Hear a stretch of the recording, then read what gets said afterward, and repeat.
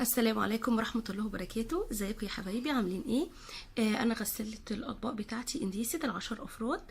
انا النهارده هتكلم معاكم في كل الاجزاء بتاعتها، ازاي نفكها وازاي ننضفها، وهوريكم في بعض الاجزاء كده مش مفهومة للناس، هحاول اوضحها لهم ويا رب اقدر ان شاء الله.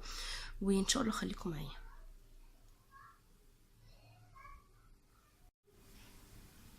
انا كده فتحت الغسالة اهو قدامنا معانا كده، ده الدرج اللي هو العلوي. في بنات كانوا قالوا لي ان الدرج العلوي مش بيتفك، سوري، ان هو مش بيخرج بره خالص، احنا نفكه ونخرجه بره الغساله. لا يا حبيبي، هو بيخرج في هنا جزء، وممكن برضو نعلي الدرج ونوطيه. انا عن نفسي الفني اللي جه ركب لي الغساله ما كانش عارف النقطه دي، بس انا طبعا قعدت ادعبس كده وادور لحد ما اكتشفتها. تمام. الجزء دوت اهوت، الحته دي اهي، دي بتتحرك اهي كده، وبنقدر من خلالها نخرج الدرج. خليكم معايا هوريكم. وادي الجزء التاني اهو برضو اهي، بتطلع مع الدرج عادي. برضو هعملها كده اهو. تمام. وهشد الدرج اهوت وهخرجه معايا بكل سهوله اهو. اتقفلت اهي لوحدها اهي. انا هفتحها وهخرجها اهو. تمام اهي، خرجت معايا بكل سهوله اهي. هي ديت الجزئيه اللي انا قصدي عليها، ديت بتتحرك. بنقفل طبعا بعد ما ندخل الدرج، بنقفل كده عليها، ولما بنيجي نحب نخرج الدرج بنقوم فاتحينها كده. الدرج بقى بيتعلق وبيتوطى ازاي انا هوريكم اهو. دي لو حابين نخلي الدرج عالي يعني مرفوع لفوق، بنحطه في البقره دي. البقره دي بندخلها جوه المجرى دي. تمام اهي، دي المجرى اللي بتمشي فيها البقره. بندخل البقره اللي احنا عايزينها، اللي هي ديت كده. يبقى احنا كده عايزين نرفع الدرج، عايزين ننزله نحط فيه حاجات عاليه مثلا، البقره اللي فوق.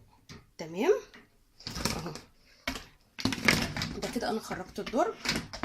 ودلوقتي هوريكم احنا بنفك الرشاش العلوي دوت ازاي. اهي دي الجزئيه اللي احنا بنخرج منها الرشاش. القطعه دي اهي، دي بلاستيك مرنه على فكره. احنا بنمسك كده بنحاول نخرجها من هي ماسكه في اللي هي الجزء بتاع الشبكه بتاعت الدرج.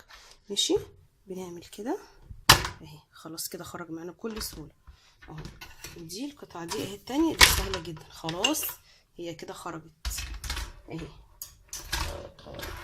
الدرج اهوت خلاص خرجته. الجزئيه دي بقى اللي انا كنت عملت فيديو عنها الاول، انا الفيديو دوت عاملاه تقريبا من حوالي اسبوع يمكن اقل. عايزه اوريكم الجزئيه ديت. بصوا اهي، برضو في من الاستخدام فيه اهي جوه دهون. يا رب تكون الصوره واضحه. ثواني، بصوا كده واضحه اكتر. شايفين الدهون من جوه. تمام. ديت انا هغسلها معاكم دلوقتي. برضو عايزه بقى اوريكم الصدمه الكبرى. انا عايزه اقول لكم ان انا بخرج الفلتر وبغسله كل يومين. يعني الاول انا بعتذر عن المنظر اللي انتوا هتشوفوه. شايفين الفلتر عامل ازاي؟ شايفين الصدى، الميه بتاعتنا عامله ازاي، مليانه صدى ازاي. شايفين طبعا دوت مع التكرار الصدى دوت ممكن هتبقى الفلتر هينضف وكل حاجه، بس الصدى طبعا مش هيروح. تمام اهو. انا دلوقتي شايفين المنظر، لا حول ولا قوه الا بالله. انا دلوقتي هنضفه كويس قوي، هو والفلتر برضو دوت الالومنيوم اللي هو الستانلس دوت. هنضفه كويس، هنضفهم هما الاثنين.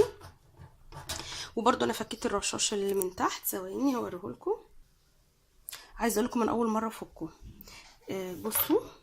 بصوا المنظر. انا بعتذر طبعا جدا المنظر دوت.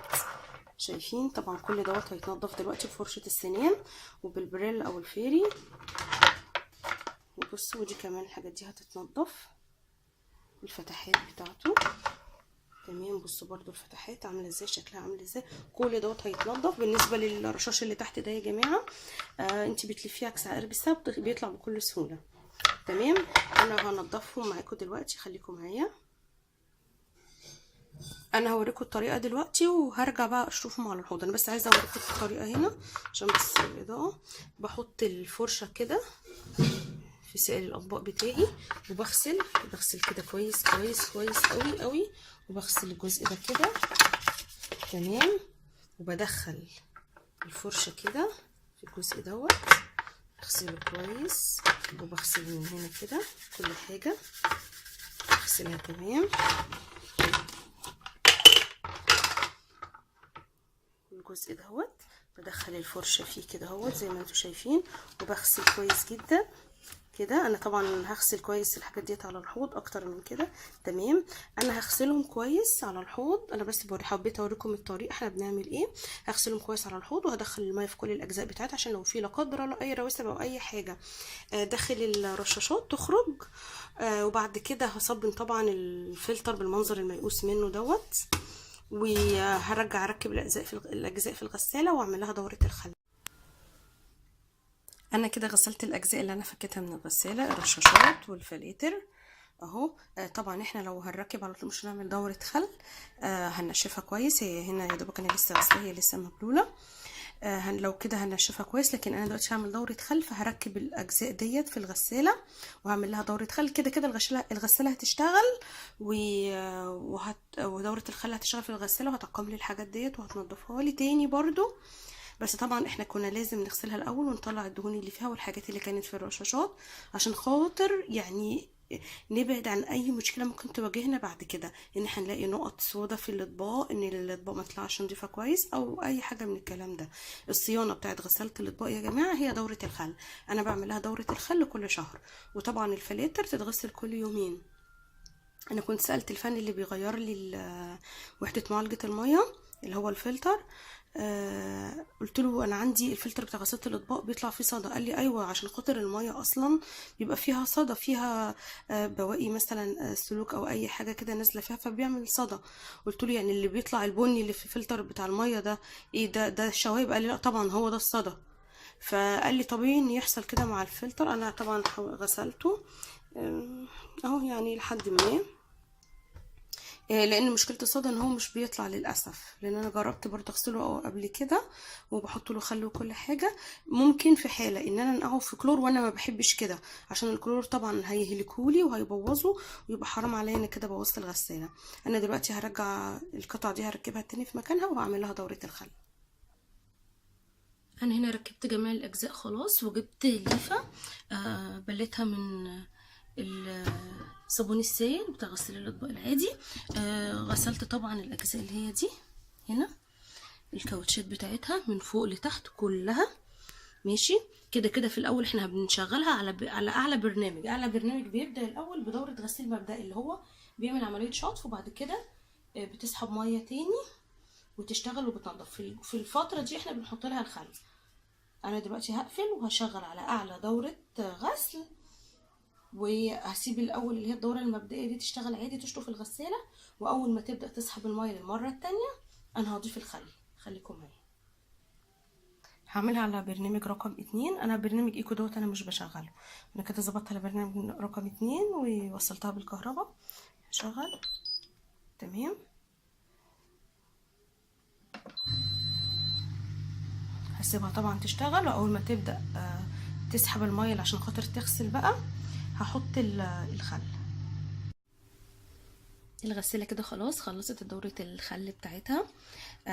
طبعا احنا لما بنكون حاطين فيها اطباق بنسيبها تتعقم، وبعد كده بعد ما بتعقم الاطباق وكده بالبخار والكلام دوت بنستنى يعني بنفتح الباب شويه عشان خاطر يعني لو في اي مثلا حاجه ميه او كده بتتنشف، نسيبها مغويه شويه عشان خاطر اي ميه بتنشف. لكن انا طبعا ما فتحتش عشان خاطر اهويها. فانا دلوقتي هنشف الميه اللي فيها كويس بفوطه كده تمام. وبعد كده خلاص هقفلها وارجع كل حاجه مكانها، ادخل الدرج مكانه وخلاص. ودي دوره الخل بتاعت الغساله. يا رب اكون قدرت افيدكم والفيديو يكون مفيد بالنسبه لكم. لو عجبكم الفيديو يا ريت لايك واشتراك في القناه وشير عشان خاطر الكل يستفيد، وان شاء الله استنوني في فيديو تاني للقناه بتاعتي. والسلام عليكم ورحمه الله وبركاته.